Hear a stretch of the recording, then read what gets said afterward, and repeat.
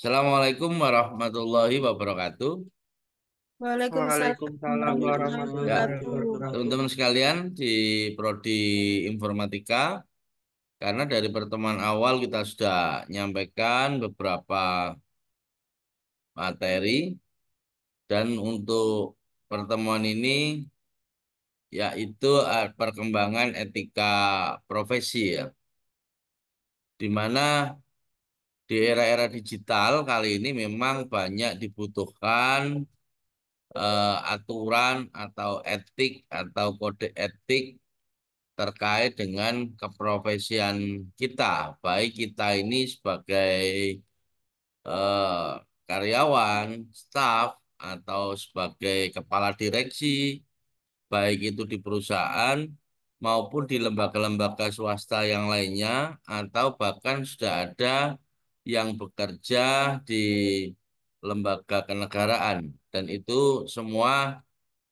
dibutuhkan sebuah keprofesian yang betul-betul bisa menyelaraskan dengan aturan-aturan yang ada. Untuk itu perlu kita pahami sebenarnya etika ini seperti apa dari mulai perjalanan dan perkembangannya. Makanya dari mahasiswa harus mengetahui dulu secara definitif etika ini seperti apa ya. Oke. Etika profesi bisa dicermati bersama. Menurut Lubis, etika profesi merupakan suatu sikap hidup yang mana berupa kesediaan untuk dapat memberikan pelayanan profesional terhadap masyarakat dengan keterlibatan penuh serta juga keahlian, yaitu sebagai pelayanan dalam rangka melaksanakan tugas. Artinya di sini dalam rangka melaksanakan tugas, itu tugas sebagai apa saja. Kayak tugas sebagai mahasiswa juga ada etikanya, tugas sebagai pengajar, sebagai dosen, sebagai staf pengajar, atau sebagai karyawan di perusahaan. Kalau di Mojokerto ini kan banyak perusahaan-perusahaan swasta ya, atau di Ngoro Industri. Nah, itu dapat memberikan pelayanan yang profesi terhadap masyarakat. Jadi pelayan ini untuk berkenaan dengan etika profesi ini. Kita melayani customer, kita melayani user. Selanjutnya, etika profesi atau professional etik eh, bisa dimaknai sebagai sikap hidup berupa keadilan untuk dapat memberikan suatu pelayanan profesional terhadap masyarakat itu dengan penuh keterlibatan serta juga keahlian, yakni sebagai pelayanan dalam rangka melakukan tugas yang merupakan kewajiban terhadap masyarakat. Nah, untuk masalah profesi, saya ingin tahu dulu untuk teman-teman ini yang sudah bekerja, ada tidak? Yang sudah Ada bekerja? Pak. Siapa? Bagus. Ye, Bagus bekerja di mana? bekerja di pabrik perusahaan feed mill Pak, pakan ternak. Oke, pakan ternak. Sambil Ubedillah. Ubedillah bekerja apa tidak? Boten, Pak. Oh, Ferdi bekerja di pabrik sepatu. Pabrik sepatu Mojokerto atau di luar Mojokerto? Di Mojokerto, Pak. Oke, di Mojokerto ya. Samplingnya ada dua, ada Bagus, dia bekerja di pakan ternak. Ferdi di pabrik sepatu. Kita lihat secara definitif. Jadi Anda ini merupakan bagian dari lembaga atau instansi atau perusahaan-perusahaan itu, sehingga sangat dibutuhkan profesional etik. Bagaimana Bagus bisa bekerja secara profesi dia di perusahaan, sehingga nanti etik itu kalau dijaga di mana saja, ini akan membawa dampak yang positif. Kira-kira seperti itu ya. Sehingga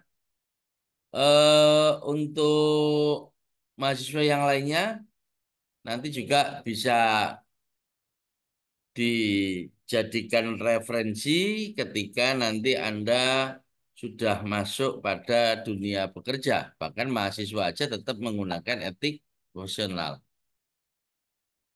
Mengapa etika profesi itu penting di dunia pekerjaan? Karena menjaga integritas dan reputasi suatu profesi.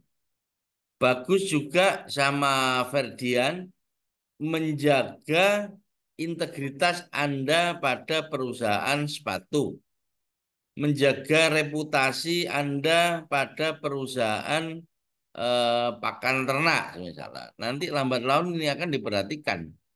Di dalam personalia ini bisa menaikkan ratingnya Anda. Nah, dengan mengikuti nilai-nilai dan standar etik yang tinggi, para profesional dapat membangun kepercayaan dan menghormati profesinya. Ketika Anda kuliah hari ini sama juga ada etikanya, etika profesi. Kamu tetap ikut kuliah. Nanti ketika bekerja kamu juga masuk bekerja.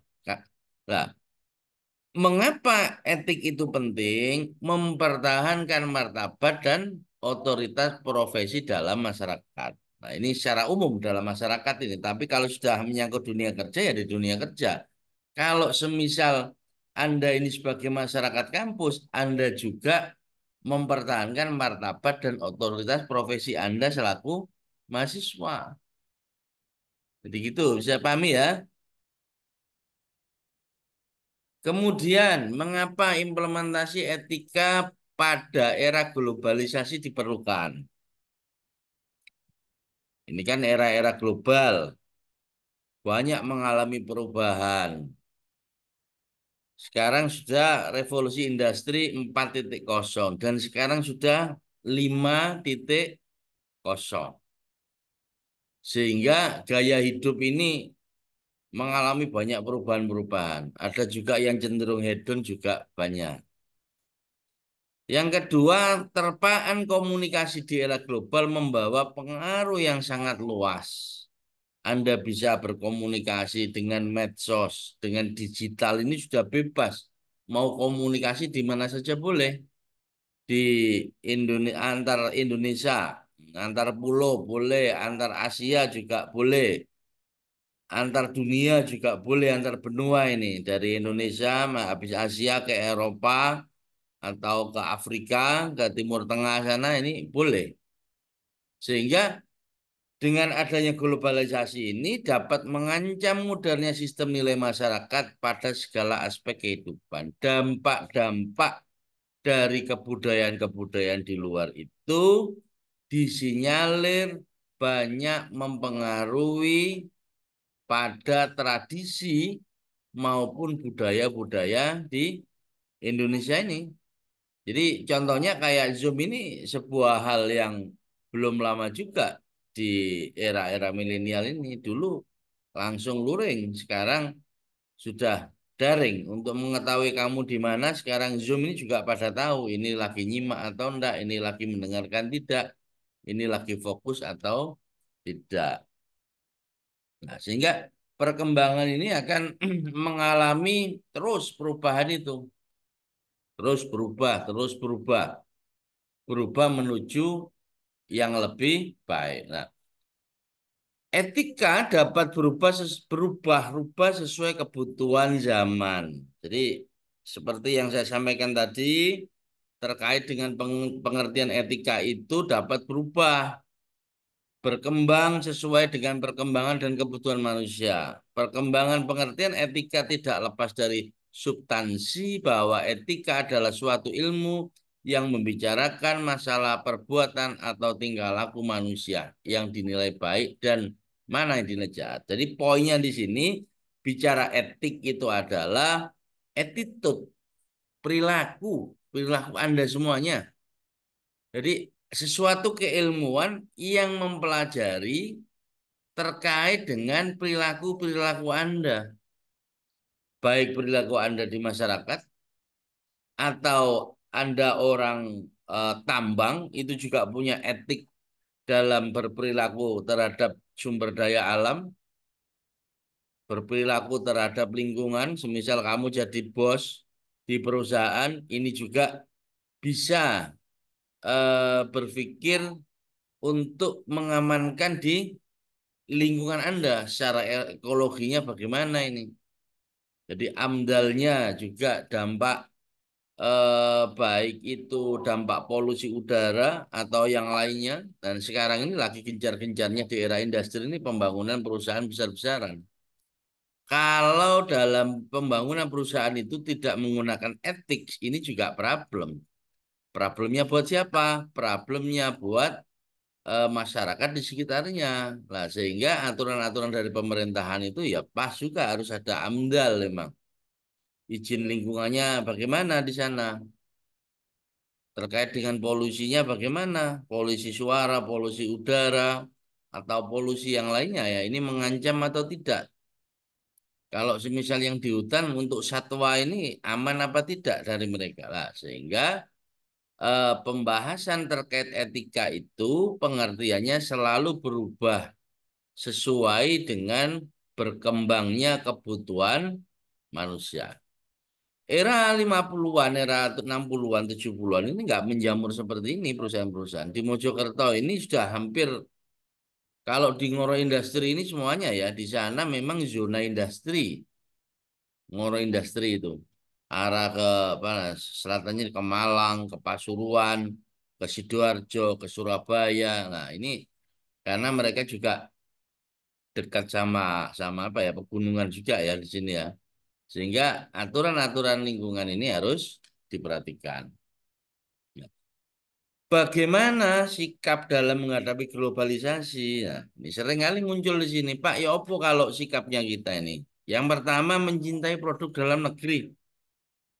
Mau bagaimanapun juga, meskipun kamu itu bekerja di perusahaan asing, harus cinta produk dalam negeri.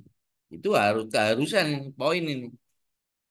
Misal sepatu, sepatu juga Anda bekerja di perusahaan luar. Nah, di masyarakat Mojokerto ini juga banyak komunitas-komunitas UMKM ya. Kalau nggak salah, ya Ubedillah. Banyak banyak UMKM yang membuat sepatu-sepatu di Mojokerto kan banyak itu ya. Nggih, Pak. Di kota Kula nggih nggih. atau di mana ya, di kabupaten itu ya. Di daerahmu mana itu, Ubedillah?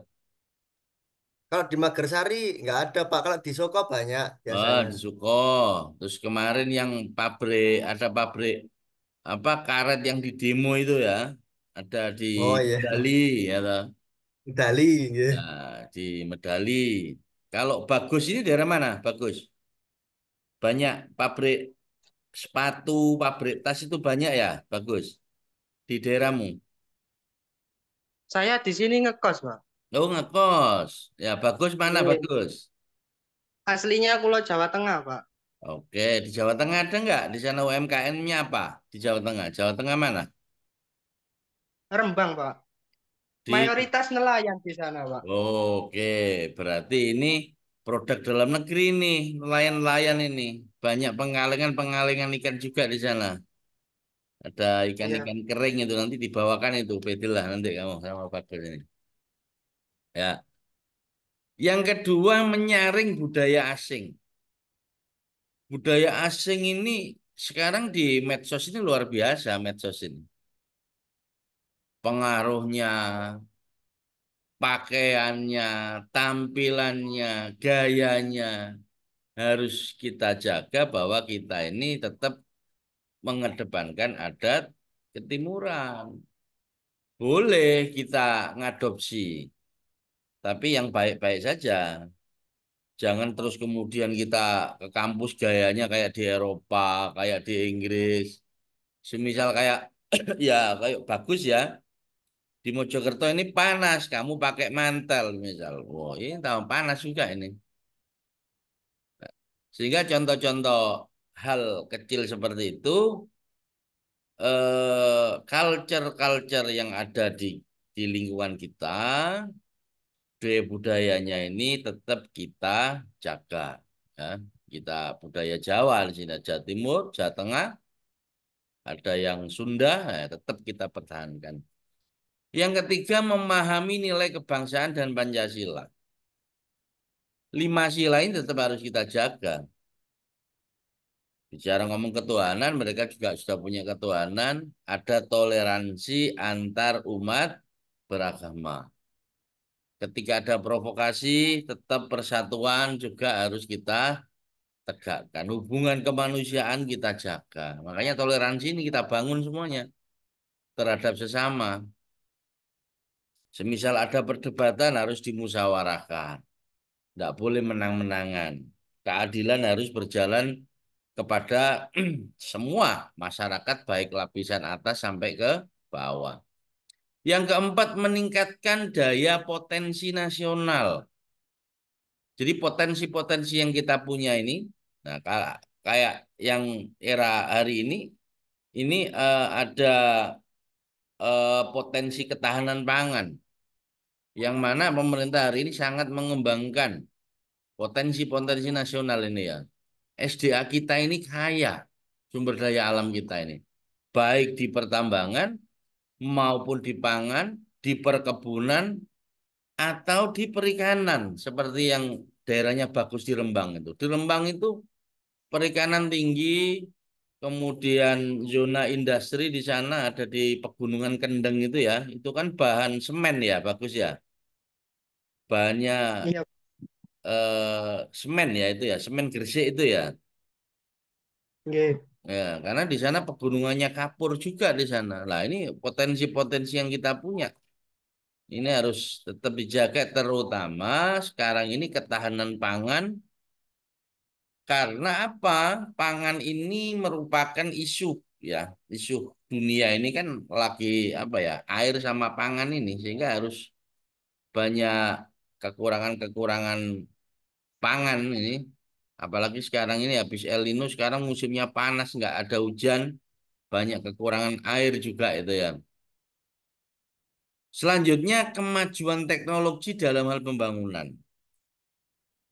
Dua periode ini pembangunan saya gencar sekali di pemerintahnya Pak Jokowi ini ya.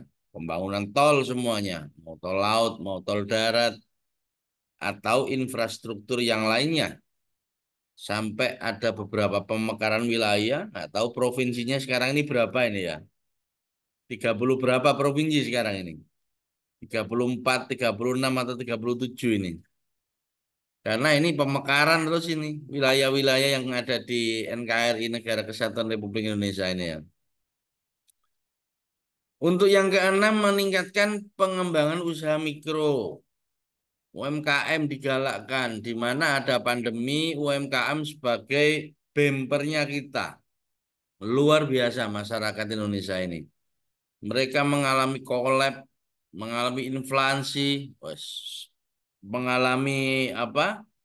Untuk di guncangan-guncangan perekonomian, tetapi di kita alhamdulillah banyak usaha-usaha mikro ini yang mampu dikendalikan di berbagai lini, ini yang membuat pertahanan perekonomian kita masih tetap jalan, mikro UMKM ini ya. Tadi banyaklah UMKM sepatu atau UMKM tas, ada UMKM makanan, ada UMKM produk-produk yang hari ini bisa kita ekspor ya keluar. Kayak kemarin yang dari Prodi apa itu dia bisa bikin apa ekspor, semisal ke Jepang atau ke Cina ekspor tempe, ekspor tempe, kedelai lah itu bisa itu. Badila nanti bisa juga itu. Asetnya bisa miliaran itu nantinya. Kamu sudah riset menemukan produk yang bagus bisa nanti diekspor ke Cina. Kalau ekspor ke mana Jepang, ekspor lah itu bisa dilakukan itu teman-teman sekalian itu ya. Untuk yang ketujuh memanfaatkan forum kerjasama internasional yang mana sekarang sudah dunia digital. Sehingga forum-forum kerjasama internasional itu sangat mudah untuk kita dapat. Karena bentuk diskusinya, bentuk kegiatannya bisa melalui digital, melalui Zoom, melalui daring antar perusahaan. Jadi semisal hari ini ada dari teman-teman perwakilan dari UNIM ini yang magang studi independen di perusahaan-perusahaan ada 9, ada yang magang ke PT Morowali itu ada 1 teknik mesin ya, itu sudah di sana sehingga itu nanti bisa memanfaatkan forum kerjasama internasional dibangun melalui perusahaan-perusahaan atau PT-PT yang dia ikuti. Nah, ini apakah sama di sini Pak ada etika dengan kode etik? Seringkali teman-teman ambigu, Pak, ini kode etik apa etika profesi? Nah, kode etik adalah peraturan yang dibuat untuk mengatur sesuatu menjadi lebih profesional. Ini ngomong kode etik. Sementara kalau kode etik profesi adalah peraturan yang dibuat untuk memberitahu apa yang boleh dan tidak boleh dilakukan dalam menjalankan profesinya. Ada profesi, etika profesi, ada kode etik, ada kode etik profesi. Nah, ada 3 ini harus diperjelas. Kalau kode etik itu peraturannya. Kalau kode etik keprofesian, profesi ini peraturan untuk diberitahukan kepada kamu yang bekerja itu. Oh, kamu nggak boleh melakukan ini, kamu boleh melakukan ini. Itu sudah menjurus masuk di dalam dunia kerja karena aturan-aturan itu seringkali dikeluarkan oleh perusahaan-perusahaan yang ada. Tapi kalau etika profesi ini bicara secara umum. Apa yang terjadi jika etika profesi tidak digunakan? Muncul pertanyaan itu. Tanpa etika profesi, apa yang semula dikenal sebagai sebuah profesi yang terhormat akan segera jatuh terdegradasi terdegradasi menjadi sebuah pekerjaan pencarian nafkah biasa yang sedikit pun tidak diwarnai dengan nilai-nilai idealisme yang ujung-ujungnya akan berakhir dengan tidak adanya lagi respek maupun kepercayaan. Ini seringkali terjadi pada masyarakat kita, di mana etika tidak digunakan, kerjone lak-lak dong. Wis sakarepmu, kamu mau masuk jam 7, mau masuk jam 9, atau mau masuk sore jam 4, atau malam. UMKM yang ada di Mojokerto ya akan kukut kalau etika profesi tidak digunakan. Kan banyak ya yang terjadi ya, Ferdi. Nah, wis musuh wong Mojosari Pak angel iki. Wis sakarepe lah kerja sing penting mari. Wis borongan ae Pak ini. Nah, ada orderan tas 10.000 semisal. Kalau kita nggak ada etika profesi ya nggak selesai-selesai. Bisa jadi istiqo mulai Pak tak kerja nang omah. Nanti ada teman-teman juga yang bantu lah. Ini dari segi kualitas, dari segi kuantitas bahan juga tidak bisa ngontrol kalau di sana. Dan itu yang seringkali ketika sudah membangun komunikasi hubungan dengan mitra-mitra yang besar, itu akan putus di tengah jalan ketika etika profesi tidak digunakan oleh pekerja-pekerja mereka. Singkat katanya seperti itu ya. Kemudian pengaruh globalisasi, ini tadi juga sudah saya sampaikan ada dampak positif. Jadi bukan negatif saja, globalisasi adalah terjadinya perubahan tata nilai dan sikap, berkembangnya ilmu pengetahuan dan teknologi, tingkat kehidupan yang lebih baik. Karena dampak positifnya juga ini di era revolusi industri 4.0 ke 5.0 yang mana sekarang sudah digital sehingga komunikasi dimanapun berada ini sudah tidak ada sekat dan halangan lagi. Adik-adik informatika juga bisa membangun jaringan-jaringan di luar tanpa kamu ke sana bisa langsung komunikasi. Tapi yang negatif juga perubahan gaya hidup. Nah, ini nantinya yang jadi problem itu. Sehingga banyak terjadi kesenjangan sosial, individunya tinggi-tinggi, ide apa? Egonya juga tinggi-tinggi ini juga akan jadi problem di masyarakat.